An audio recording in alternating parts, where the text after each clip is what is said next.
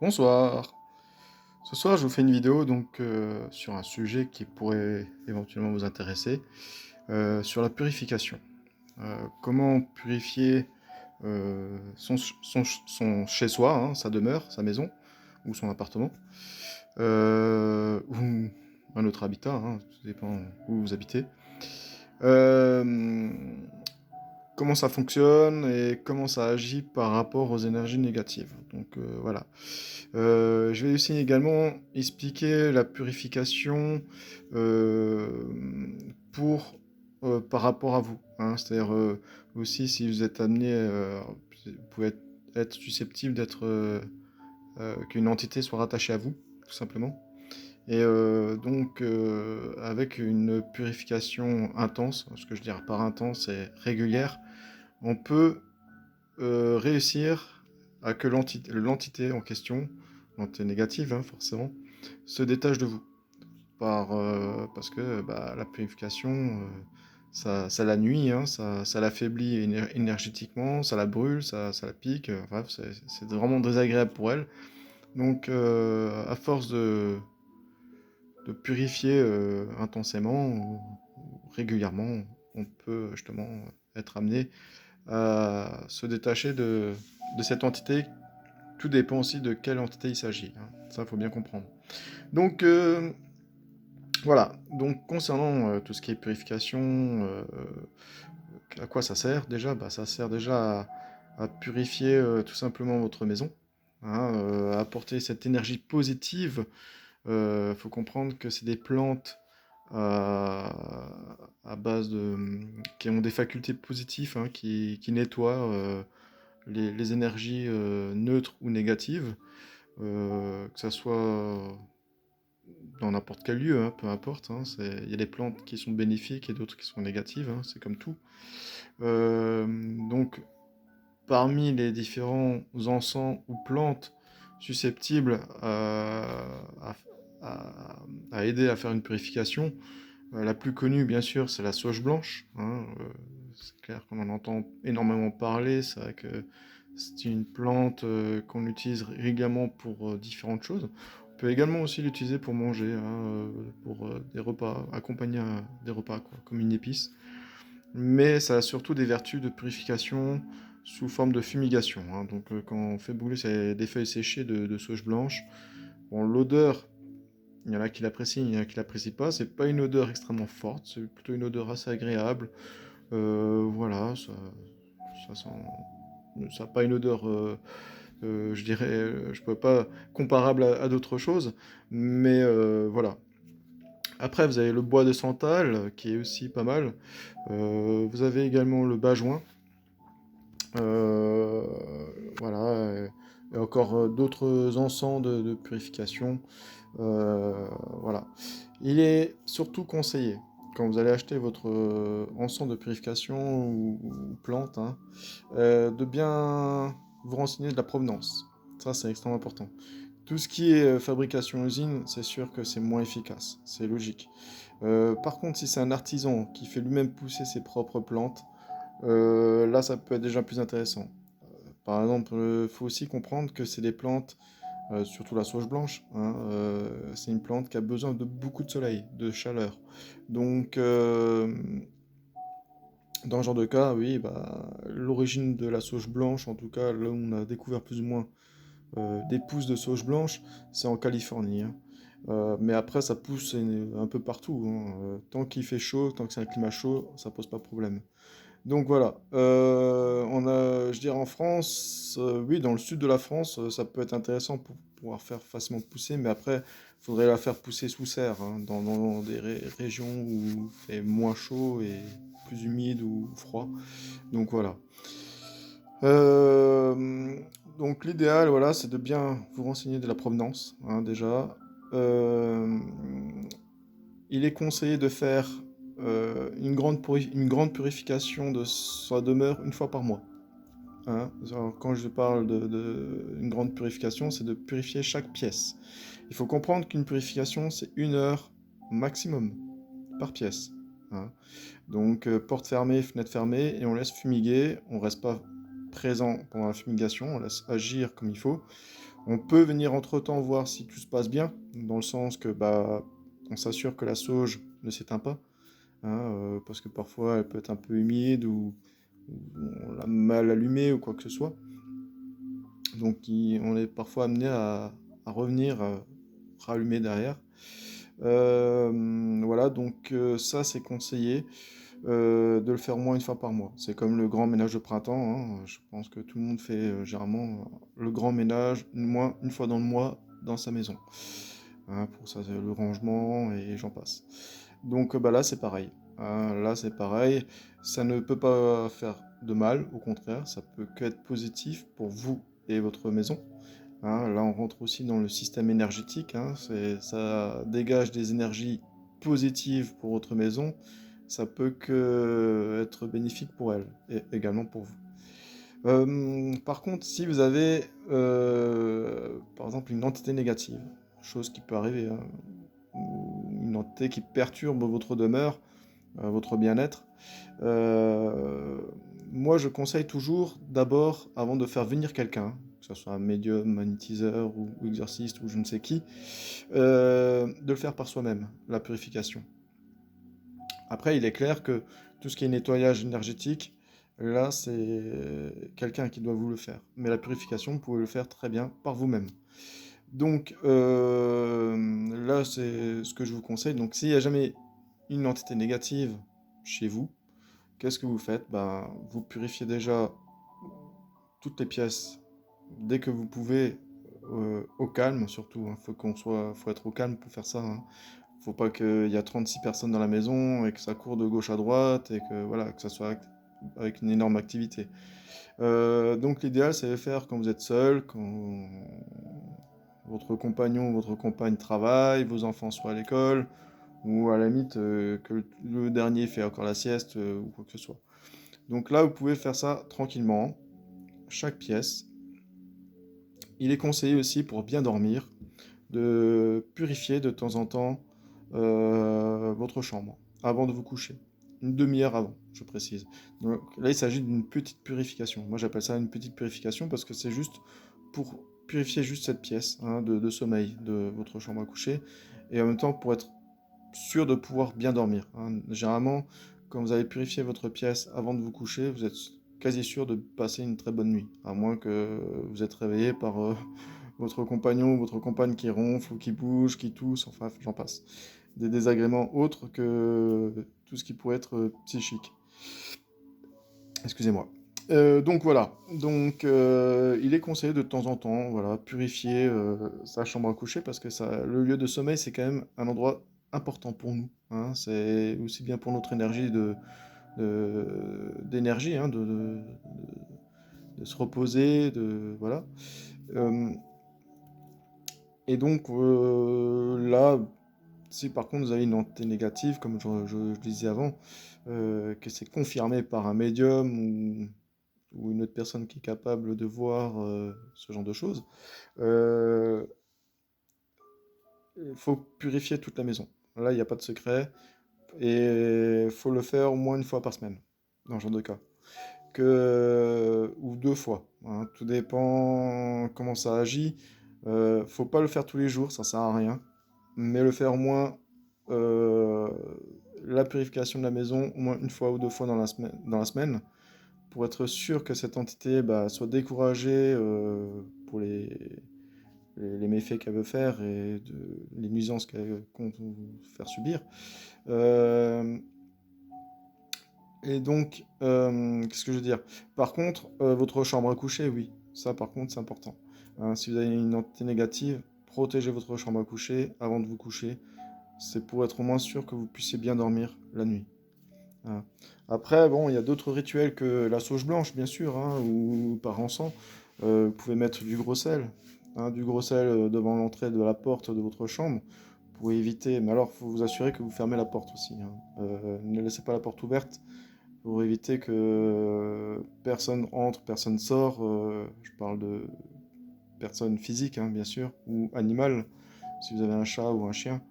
Donc là, oui, il faut fermer la porte. Hein. Là, c'est un peu la contrainte pour l'animal domestique qui partage votre maison, surtout si c'est un chat ou un chien. Vous pouvez aussi, alors, ça c'est, il y a plein de rituels, hein, de toute façon, il y a plein de possibilités. Entourer votre lit de gros sel pour protéger, hein, sous forme de champ magnétique énergétique par le sel. Par contre, si là où je déconseille, par contre, c'est de mettre trop d'icônes religieuses dans une maison. Ça n'est jamais bon. Déjà, pas d'icônes religieuses dans une chambre, hein, c'est déconseillé. Une chambre, c'est un lieu de sommeil, un lieu de repos, c'est pas un lieu de culte. Après, que vous mettez une icône religieuse dans votre salon, ou dans la cuisine, ou dans votre chambre qui fait office de bureau, là, il n'y a pas de problème. Mais les chambres à coucher, ça se respecte, hein. C'est comme une plante, on ne met pas une plante dans une chambre à coucher, et ni de fleurs, hein. Ça, même si ça apporte de la verdure ou quoi que ce soit, mais ça reste un lieu de sommeil. Et, c'est un endroit assez spécifique, hein. Il faut comprendre que quand vous dormez, vous dégagez de toute façon certaines énergies, positives ou négatives. Tout dépend de votre sommeil agité ou pas. Donc, si vous dégagez forcément des énergies, des ondes d'énergie, on va dire ça comme ça, euh, négatives à cause d'un cauchemar, les plantes ou les fleurs qui sont dans la pièce risquent d'être affectées et mourir par la suite, hein. Une plante, c'est un être vivant, hein, ça on le sait, mais qui est extrêmement sensible, hein, qui est très sensible aux énergies. Donc une plante, elle a besoin d'énergie positive, d'une bonne harmonie dans cette maison. Et voilà, donc c'est pas sa place, hein, on est bien d'accord. Maintenant, si une entité négative est rattachée à vous, comme je vous ai dit, donc vous pouvez régulièrement faire de la purification par encens, mais il est aussi conseillé de faire, j'appelle ça aussi un nettoyage énergétique, mais sauf par vous-même, c'est-à-dire avec du gros sel d'Himalaya. Comment ça se passe? L'idéal, c'est d'avoir une baignoire chez soi, mais tout le monde n'a pas une baignoire chez soi. Donc, si vous avez une baignoire, bah, vous mettez de l'eau à mi-baignoire, hein, de l'eau tiède, pas trop chaude ni trop froide. Oui, vous devez être toute nue ou tout nu, hein. Vous jetez une poignée, juste une poignée, hein, une bonne poignée dans votre main, dans la baignoire, et vous laissez agir, hein. Vous laissez fondre ce gros sel, et après, vous plongez dedans. Ah, non, vous mettez dedans.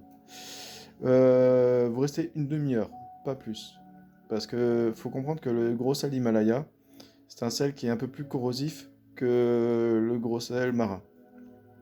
Et de toute façon, vous allez vite plus ou moins le ressentir sous forme de picotement, voire de démangeaison. Ça peut vous faire des plaques rouges, hein, c'est normal. C'est le sel qui est assez corrosif. C'est pour ça qu'il est conseillé que de jeter une poignée. Pas deux ou pas trois, parce que sinon ça devient encore plus costaud. Donc voilà. Après une demi-heure passée dans votre bain, vous faites écouler l'eau et vous vous rincez abondamment avec le pommeau de douche, hein. Vous rincez vraiment bien, bien, bien partout pour être sûr que vous n'avez plus de résidus de gros sel d'Himalaya. Après, ça ne vous empêche pas de reprendre derrière un bain ou une douche pour vous laver, normalement. Donc là, oui, c'est sûr que donc déjà, ça est un peu contraignant concernant un peu le côté désagréable, mais en même temps, ça va aussi être extrêmement désagréable pour l'entité qui est rattachée à vous, hein. Ça va la brûler, ça va l'insupporter, et généralement, elle va vite se détacher de vous, parce qu'elle va pas du tout vous aimer, hein, pas du tout apprécier. Là, c'est la même chose, ce genre de rituel, ce genre de bain, faut le prendre voire une fois ou deux fois maximum dans la semaine. Mais une fois, ça devrait bien déjà suffire. Et surtout voir l'évolution, hein. Faut pas le faire non plus systématiquement, faut voir l'évolution. Si ça va mieux dans les prochains jours, que vous constatez que vous vous sentez moins oppressé, voilà, tout ce qui va avec, tous les effets négatifs que vous avez subis auparavant, et que vous voyez que ça va de mieux en mieux, il n'y a plus ce besoin de prendre ce bain avec du gros sel d'Himalaya. Par contre, si vous n'avez pas de baignoire, vous prenez une bassine pour mettre au moins les deux pieds dedans, qui puisse au moins recouvrir jusqu'à la surface de votre cheville, pas juste le pied, mais jusqu'à la cheville au moins. Vous mettez dedans la même chose, eau tiède, une petite poignée, là je précise quand même, pas une grosse poignée comme la baignoire, une petite poignée de gros sel d'Himalaya dedans. Vous laissez agir, vous mettez vos pieds dedans. En même temps, c'est très bon pour les impuretés de pieds, hein, c'est-à-dire les peaux mortes et ce genre de choses. Ça nettoie en même temps. Et en même temps, bah oui, vous allez sûrement ressentir aussi des picotements ou un effet de brûlure. C'est normal. Après, par contre, au bout d'une demi-heure, la même chose que le bain, vous rincez abondamment pendant au moins 5-10 minutes correctement vos pieds pour être sûr qu'il n'y a plus de résidus de gros sel. Donc voilà.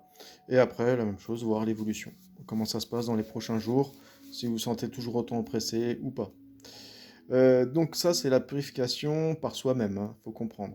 Après, vous pouvez toujours demander à faire venir quelqu'un, hein, faire déjà venir un homme de culte, un prêtre, un curé, un imam ou autre personne de culte, hein, sérieuse, je précise, qui viennent chez vous faire une bénédiction de la maison.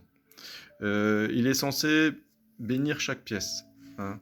Vous, c'est la même chose. Quand vous allez faire votre grande purification du grand nettoyage, entre guillemets, il faut la faire de la cave au grenier. Chaque pièce. Si vous avez une pièce ouverte, c'est-à-dire un grand espace ouvert, cuisine, salon ou salle à manger, ce genre de choses, ce qui est souvent le cas, là, il faut mettre un peu plus de sauge blanche, hein, ou d'encens de purification pour bien le charger. Mais en même temps, fermez les fenêtres, fermez la porte pour vraiment cloisonner cette pièce et vous assurer que il y a personne qui, qui soit dedans, hein, pendant la purification.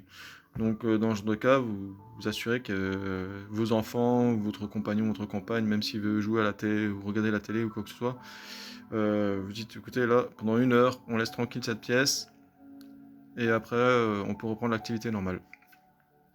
Voilà. Donc ça, c'est important de respecter. Pourquoi il n'est pas bon d'être présent lors d'une purification? Tout simplement parce que vous émettez aussi également des énergies, hein. Euh, Même si vous avez des énergies positives, hein, si vous avez de bonnes intentions, quoi que ce soit, faut laisser reposer. Tout simplement, faut laisser agir, hein. C'est pas un produit, mais c'est comme un produit. Faut laisser agir avec son environnement, son espace, sans que des gens soient présents et qui perturbent cette action, tout simplement. Donc voilà.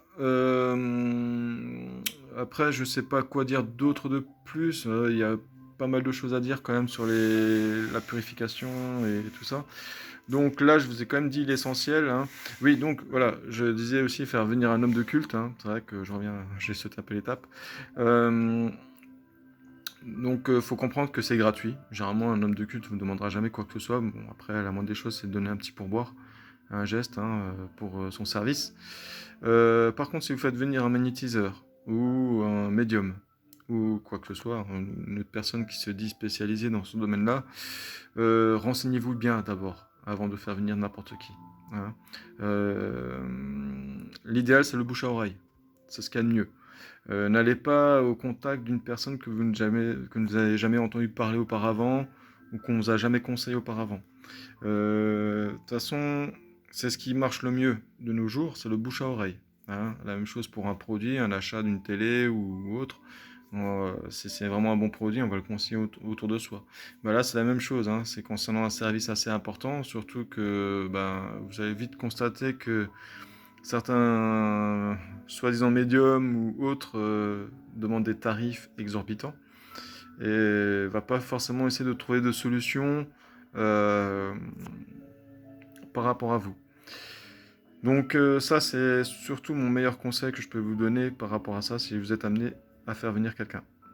Assurez-vous que c'est quelqu'un d'honnête, de sérieux. Et hop, voilà. Quelqu'un d'honnête et de sérieux. Euh, ça vous évitera d'avoir un charlatan qui profite justement de vos faiblesses. Surtout que le genre de cas, souvent, il va dire ah mais je dois sûrement venir 2-3 fois pour continuer à faire ce genre de rituel. Moi, je suis pas forcément d'accord. À part si c'est vraiment du costaud. Mais le problème, c'est que vous, à votre niveau, vous n'allez pas pouvoir juger d'après les dires de cette personne si c'est du lourd ou pas. Donc voilà, donc méfiez-vous quand même à qui vous avez affaire et qui vous faites venir, quoi. Donc voilà, sur ça, je tiens vraiment à être très vigilant, quoi. Sinon, bah, c'est clair que si vous avez quelqu'un de professionnel, quelqu'un qui sait ce qu'il fait, qui connaît bien le domaine, euh, bon, c'est sûr que ça va demander un peu de temps, hein. Ça peut demander une après-midi complète. Le temps, plus vous avez 2 pièces, plus ça va être long. C'est clair, hein. De toute façon, si vous vivez dans un 2 pièces, bah, ça demande 2 heures de travail ou 3 heures. Voilà. Par contre, si vous vivez dans un 4, 5 pièces ou 6 pièces, c'est dur, que ça va demander beaucoup plus de travail. Donc voilà. Bah voilà, après, je n'ai pas d'autres suggestions concernant cette vidéo, concernant la purification. En tout cas, là, ça ne me vient pas à l'esprit. Je sais qu'il y a énormément de choses à dire et je pense qu'il y a des choses peut-être que j'ai dû oublier. Mais je voulais surtout vous faire part des choses les plus importantes. Après, je reste ouvert à vos questions. N'hésitez pas à me poser des questions ou si jamais, même si vous avez un jour un doute, que vous avez une entité qui est rattachée à vous, ou une entité négative qui est présente chez vous, vous pouvez me contacter. Et moi, j'essaie de voir à mon niveau ce que je peux faire pour vous aider, tout simplement. Voilà. Bah écoutez, je vous souhaite une belle soirée. Merci de votre présence et n'hésitez pas à faire le petit like, partager la vidéo avec des personnes qui seraient intéressées de visionner. Faire un peu de publicité parce que c'est vrai que c'est quand même quelque chose d'important, hein. Et après, il n'y a que les sceptiques éventuellement qui n'y croient pas, qui ne sont pas intéressés. Mais faut pas oublier que c'est quand même quelque chose qui existe, hein, qui est réel. Et c'est seulement quand on est victime de ce genre de choses qu'on y croit, bizarrement. Hein, on attend toujours qu'il y ait un accident pour agir, et qu'il vaut mieux prévenir avant. Voilà. Donc je vous souhaite une belle soirée, prenez soin de vous, de votre entourage, et je vous dis à très bientôt. Au revoir.